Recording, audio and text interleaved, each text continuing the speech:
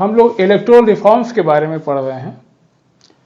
पीछे हम लोगों ने इलेक्टोरल रिफॉर्म्स को अपने अध्ययन की सुविधा के लिए 4 भागों में बांट रखा है। Electoral reforms done before 1996। पीछे हम लोगों ने देखा कि 1996 एक महत्वपूर्ण वर्ष है जिसमें कि चुनाव सुधार हुए हैं। तो electoral reforms before 1996, electoral reforms of 1996, और आज हम देखते हैं इलेक्टोरल रिफॉर्म्स आफ्टर 1996, तीसरी कड़ी इसकी। और चौथा है इलेक्टोरल रिफॉर्म्स मेड आफ्टर 2010। इसके बाद उसको देखते हैं। तो 1996 के बाद जो महत्वपूर्ण चुनाव सुधार हुए 2010 से पहले, वो कुछ इस तरह से थे। Requisitioning of staff for election duty, voting through postal ballot, voting through proxy, president and vice president elections में कुछ संशोधन किए गए, declaration of assets and criminal antecedents etcetera.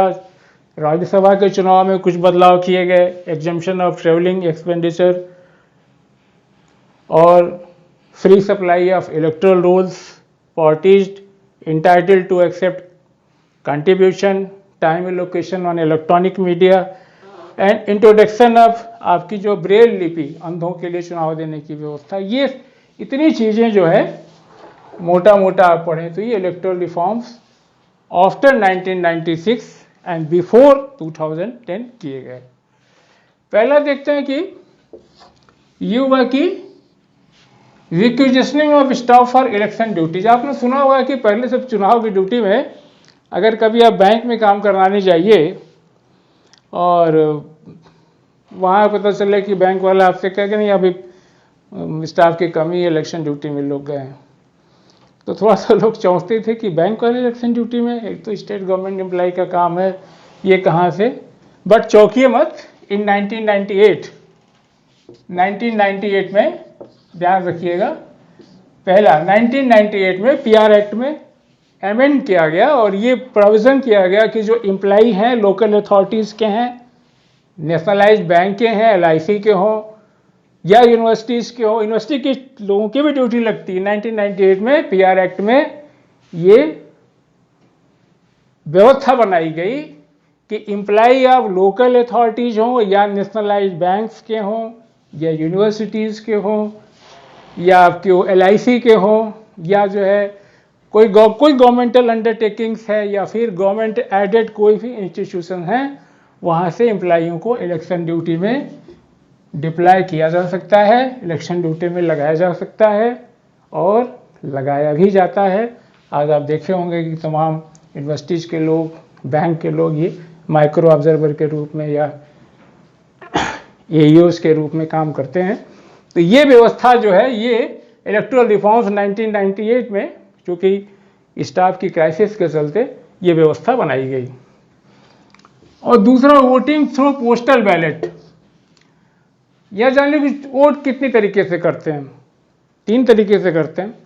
पहला तो कि फिजिकली हम चल के गए, बूथ पे गया, वहाँ पे बटन दबाया, वोट दिया, या जहाँ मशीन की व्यवस्था नहीं है बैलेट पेपर लिया, अंगूठा या निशान लगाया, मोड़ा, बक्से में डाल दिया। एक तरीका तो ये हो गया। दूसरा तरीका ये है कि पोस्टल बैलेट। 3 तरीके हैं वोट देने के, मतदान के, ध्यान रखिएगा। सिर्फ जाके बूथ पे देना एक तरीका है। दूसरा तरीका ये है कि भाई पोस्टल बैलेट, आप पोस्टल बैलेट से भी वोट कर सकते हैं। और एक तीसरा तरीका भी है। तीसरा तरीका ये है कि वोट थ्रू प्रॉक्सी। तो ध्यान रखिएगा कभी वोट देने की बात हो 3 तरीके से, प्रॉक्सी के तरीके से, पोस्टल बैलेट से और फिजिकली अपने बूथ पे जाकर के 3 तरीके से आप वोट कर सकते हैं। तो पोस्टल बैलेट की व्यवस्था की गई। ये व्यवस्था की गई आपकी 1999 में 1999 में पोस्टल बैलेट की व्यवस्था की गई। ये कहा गया कि कुछ ऐसे लोग, सर्टेन क्लास ऑफ पर्सन्स ऐसे हैं जिन्हें कि इलेक्शन कमीशन अगर नोटिफाई करे, कैसे नोटिफाई करेगी? With consultation of government. कुछ लोगों को अगर इलेक्शन कमीशन गवर्नमेंट के कंसल्टेशन से नोटिफाई करे कि वो पोस्टल बैलेट से अपना वोट कर सकते हैं, तो they are entitled to vote. इसमें कौन से लोग हैं? इसमें आप जानते हैं कि एम्प्लॉई होंगे। कौन लोग होंगे? हैं? पैरामिलिट्री फोर्सेस के लोग हैं, हमारे हैं, पर्सनल्स हैं, पुलिस फोर्सेस है, और यही नहीं, भारत के लोग जो विदेशों में काम करते हैं, विदेशी एम्बेसी में हैं, हमारे एम्बेसडर्स हैं, हाई कमिश्नर्स हैं, या high commissioners, ambassadors, police officers, army personnels, arm force personnels, इनके जो स्पाउसेस हैं, इन लोगों के दे आर इंटाइटल्ड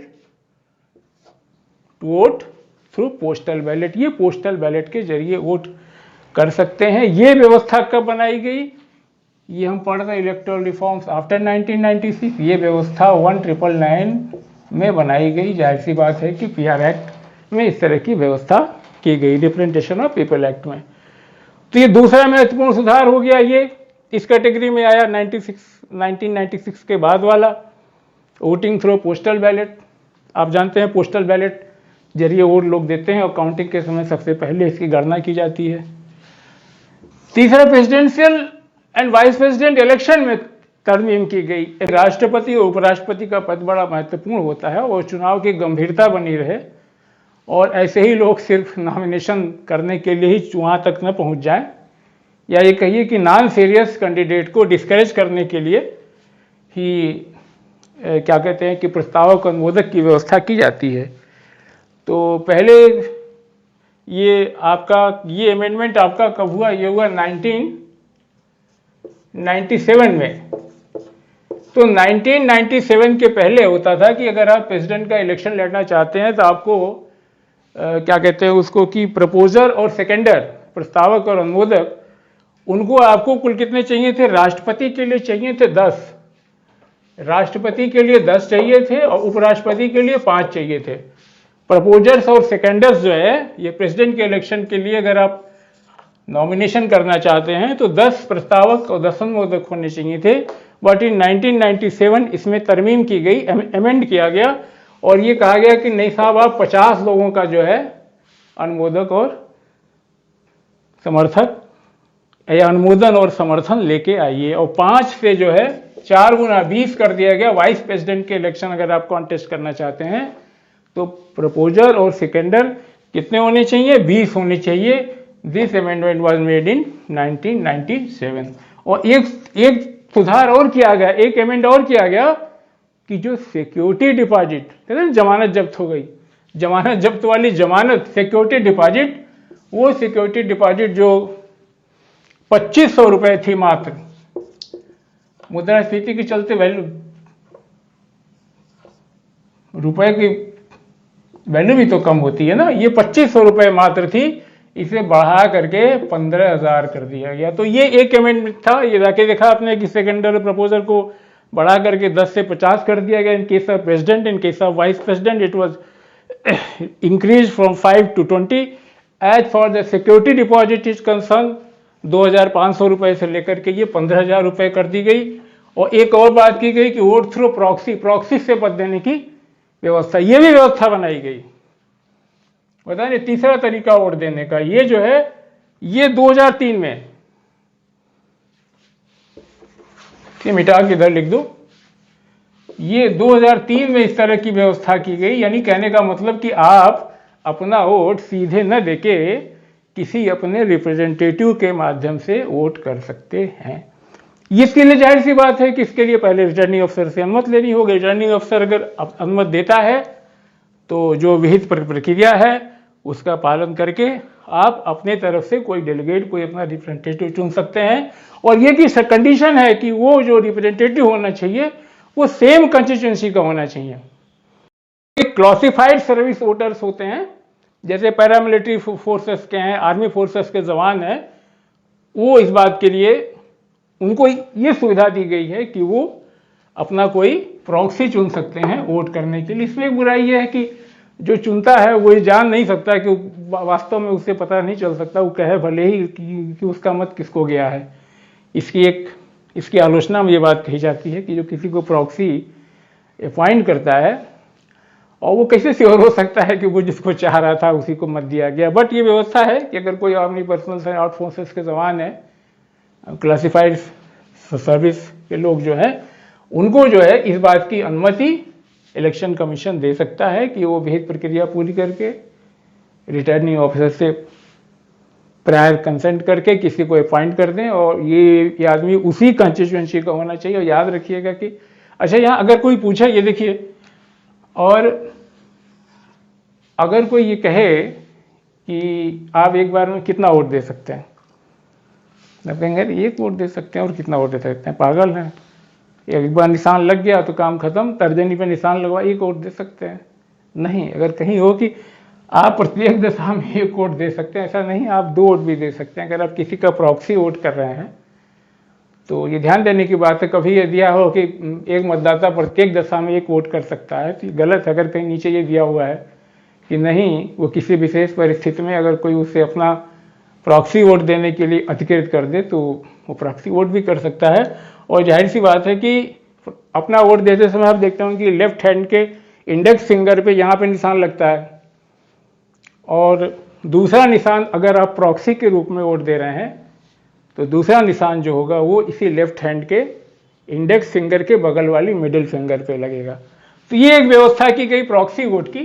और एक महत्वपूर्ण बदलाव ये किया गया, ये भी 2003 में किया गया, जो आप सुनते होंगे बहुत चर्चा में रहता है कि जो भी लोग चुनाव लड़ना चाहते हैं, जो चुनाव के जो कैंडिडेट हैं, उनको अपने एसेट के बारे में, उनके लायबिलिटीज़ के बारे में, अपने एजुकेशन के बारे में और अपने आपराधिक इतिहास के बारे में पूरी सूचना देनी होती है। ये भी 2003 में इलेक्शन कमीशन ने एक ऑर्डर जारी किया कि एमपी और एमएलए के लिए, ये भी पीआर एक्ट में अमेंडमेंट के द्वारा ही हुआ कि अगर कोई एमपी एमएलए का चुनाव लड़ना चाहता है तो अपने नॉमिनेशन पेपर के साथ ऑन एफिडेविट हलफनामा पे अपने आपराधिक इतिहास के बारे में पूरी जानकारी देगा। पहला क्या देगा, नॉमिनेशन के साथ देगा कि whether the candidate has been convicted or acquitted or discharged in any criminal offence, criminal case, या whether he or she is imprisoned or fined, jail हुई थी या कोई जुर्माना भरा था। और नॉमिनेशन दाखिल करने के 6 महीने पहले, prior to the 6 months before the filing of nomination, यानी नॉमिनेशन पेपर के करने के पहले, नॉमिनेशन करने के 6 महीने के पहले, weather the candidate is accused in any pending case of any offence punishable under 2 or more years of imprisonment in which charges were framed or cognizance was taken by the court। ये बताना होगा उसे nomination file करने के 6 महीना पूर्व, before 6 months, whether the candidate is accused in any pending cases of any offense punishable, कितना punishable, 2 या 2 साल से अधिक की जेल, punishable with 2 or more years imprisonment, ऐसे केसेस में in which charges were framed, तो चार्जशीट दाखिल हो चुकी है, और cognizance was taken by the court. और तीसरी बात, महत्वपूर्ण बात उसी में ये है कि आपको अपने सारे चल और अचल संपत्ति का मूवेबल और इमूवेबल जो एसेट्स है आपकी, उसको डिक्लेयर करनी होगी। यानी बैंक में कितना खाता है, कितनी ज्वेलरी है, चल अचल समझ गए, मोटी सी बात। मूवेबल और इमूवेबल, सोना चांदी हीरा जवाहरात हैं, ज़मीन जायदाद कितनी है, कितनी एफडी है, कितनी एनएफसी है, कितने बैंक में पैसा है, कितना कैश है, किसका किसका, फिर कैंडिडेट का नहीं। कैंडिडेट अगर पति है तो पत्नी का, पत्नी है तो पति का, या उसके जो डिपेंडेंट्स हैं, सारे आश्रित हैं, यानी पति पत्नी यथास्थिति और आश्रितों का सबका देना होगा। और एक व्यवस्था की गई इसी तरह का, लायबिलिटीज आपकी जो है, अगर आपके ऊपर कोई गवर्नमेंट का ड्यूज है, कोई किसी फाइनेंशियल इंस्टीट्यूशन से आपने लोन ले रखा है, आपकी देनदारी है, तो सिर्फ एसेट्स के बारे में ही नहीं, लायबिलिटीज के बारे में भी आपको अनएफिडेविट ये नॉमिनेशन के साथ बताना होगा। ये व्यवस्था सबका बनाई गई, याद रखिएगा 2003 कब एग्जाम में आता है, 2003। और ये इसके अलावा लास्ट बट नॉट लीस्ट आपके एजुकेशनल क्वालिफिकेशन के बारे में, ये भी जनता को जानने का अधिकार है कि आप चुनाव लड़ रहे हो साहब, तो आपकी आर्थिक हैसियत क्या है, आपकी शैक्षिक योग्यता क्या है, आपके आपराधिक इतिहास क्या है, जिससे कि वो आपके बारे में सही निर्णय ले सके। तो ये व्यवस्था बनाई गई 2003 में। और अब आप कहेंगे कि अगर ये जानकारी गलत देते हैं, अधूरी देते हैं, तब क्या होगा? भाई छुपा ली कोई चीज़, नहीं बताई या गलत बता दी। आजकल कहाँ, झूठ तो बहुत सामान्य सी बात है, तो क्या होगा? तो इस तरह की चीज़ों को आप जो है इलेक्टोरल ऑफेंस कहेंगे, चुनाव अपराध की श्रेणी में आते हैं। अगर आप इसमें से कोई तथ्य गलत बयानी करते हैं, छुपाते हैं, तो ये चुनावी अपराध की श्रेणी में आता है और इसके लिए आपको 6 महीने की जेल या जुर्माना या दोनों हो सकता है। ये रही बात।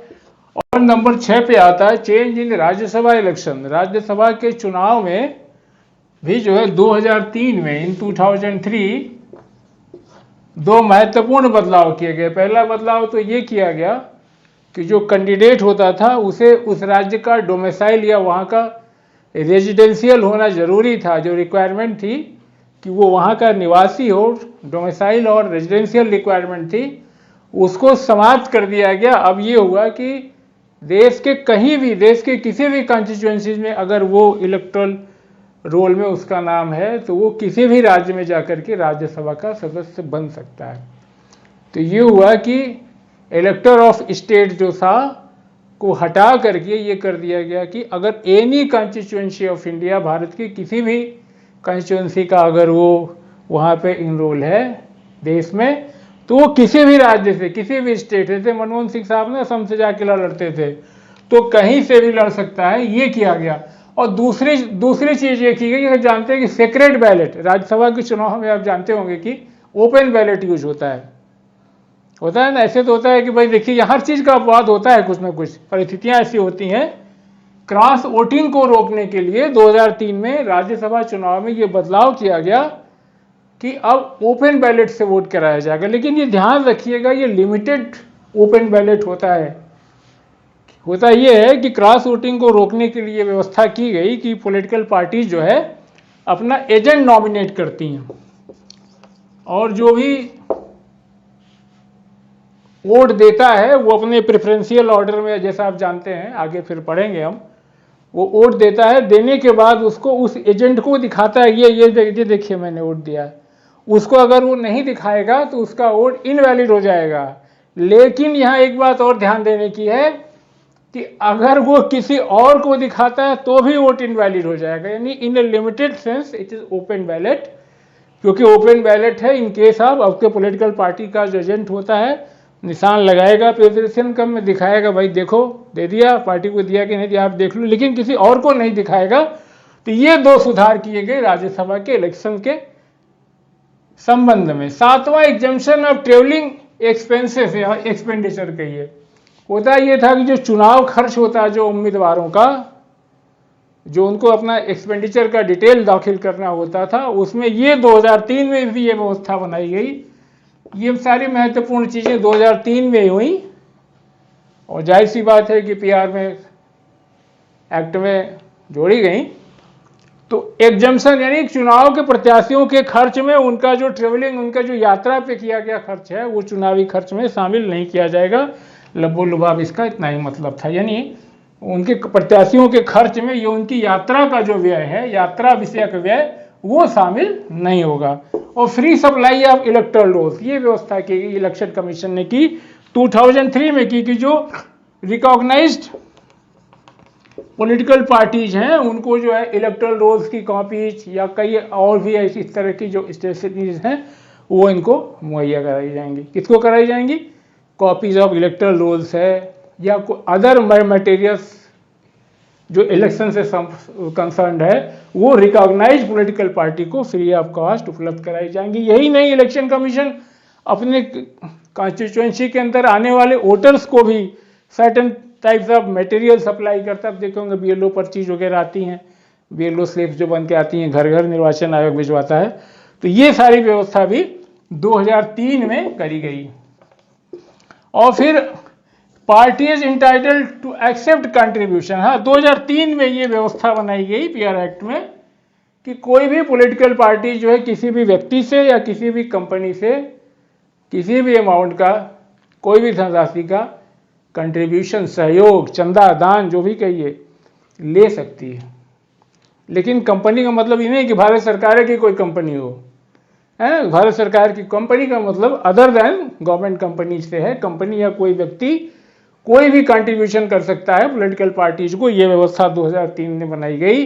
लेकिन अगर वो 20,000 से अधिक का कंट्रीब्यूशन है, the contribution is more than 20,000, तो इसको इलेक्शन कमीशन को इस बात के लिए सूचना देनी होगी, उसे इन्फॉर्म करना होगा इलेक्शन कमीशन को कि ये 20,000 से ज़्यादा पैसा कहाँ से आया। For making any amount more than 20,000 election commission must be inform. और आप जानते हैं कि इससे कंपनियों में इसको इनकम टैक्स एग्जम्पशन भी मिलता है। यही वजह है कि कंपनियां या व्यक्ति दान दे सकते हैं, ये व्यवस्था की गई। Time allocation on electronic media, electronic media पे को इक्विटेबल डिस्ट्रीब्यूशन ऑफ टाइम हो, किसको हो, जो रिकॉग्नाइज पॉलिटिकल पार्टीज हैं उनको बिल्कुल से अपनी बात रखने का, चुनाव प्रचार करने का, allocation of equitable time distribution करने के लिए इलेक्शन कमीशन के लिए ये भी व्यवस्था 2003 में करी गई है। और इसका आधार क्या होता है कि जो पॉलिटिकल पार्टीज का जो लास्ट परफॉर्मेंस होता है उसके आधार पे इनको समय दिया जाता है। ये अपना उस हिसाब से जो है जैसे केबल नेटवर्क है, इलेक्ट्रॉनिक मीडिया पे अपना प्रचार करें। और एक और परिवर्तन ये भी 2003 में किया गया, बड़े अच्छा आपको मालूम है कि हमारे देश में अगर आज देखिए तो अगर एस्टिमेटेड देखिए तो 4.95 मिलियन पीपल है, लोग हैं। एस्टिमेटेड अगर अनुमानित तौर पे देखें तो 4.95 मिलियन लोग हैं जो ब्लाइंड हैं। तो ऐसे ब्लाइंड लोगों को भी चुनाव देने का अधिकार हो, इसको लेकर के इलेक्शन कमीशन के ऊपर दबाव बन रहा था।